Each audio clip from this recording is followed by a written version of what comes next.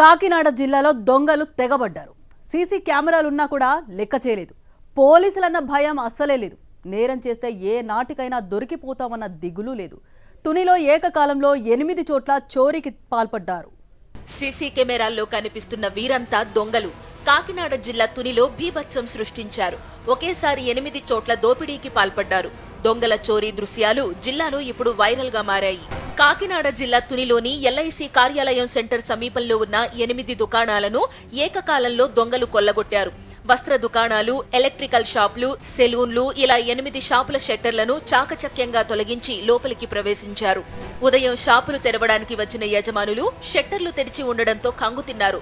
బాధితుల నుంచి ఫిర్యాదు అందుకున్న పోలీసులు దొంగల కోసం వేట ప్రారంభించారు. తుని వరుస చోరీల్లో మొత్తం 4 పాల్గొన్నట్లు పోలీసులు గుర్తించారు. అయితే దొంగలంతా ఒడిషా లేదా ఇతర ప్రాంతాలకు చెందిన వారిగా అనుమానిస్తున్నారు. తునిలో షాపుల యజమానులు సీసీ కెమెరాలను తప్పనిసరిగా అమర్చుకోవాలని సూచిస్తున్నారు పోలీసులు. తెల్లవారుజామున 3 గంటల ప్రాంతంలో సుమారు ఒక 4 వ్యక్తులు వరుసగా కొన్ని షాపుల్లో షట్టర్లు ఓపెన్ చేసి దొంగతనానికి పాల్పడటం జరిగింది. వీళ్ళంతా కూడా వాళ్ళ ఫేస్ని బట్టి, వాళ్ళ నడవడికను బట్టి వీళ్ళు కొద్దిగా ఒరిస్సా కానీ వేరే ఇతర రాష్ట్రాలకు సంబంధించిన వాళ్ళగా మేము భావిస్తున్నాము.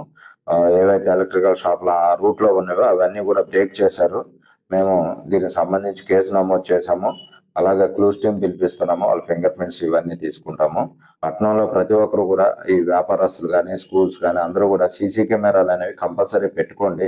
ఎంతవరకు ఇన్సైడ్ పెట్టుకుంటున్నారు, బయటకు కూడా పెట్టాలి. బయటకు పెడితే దొంగలు ఏ రూట్ను వస్తున్నారు, ఎటు వెళ్తున్నారు, ఏ బండి మీద వస్తున్నారు, ఆ వెహికల్ నంబర్లు ఇవన్నీ తెలుస్తాయి. ఎన్నడూ లేని రీతిన ఒకే రాత్రి 8 షాపుల్ని దొంగలు కొల్లగొట్టడం తునిలో కలకలం రేపింది. షాపుల యజమానులంతా ఆందోళనకు గురవుతున్నారు.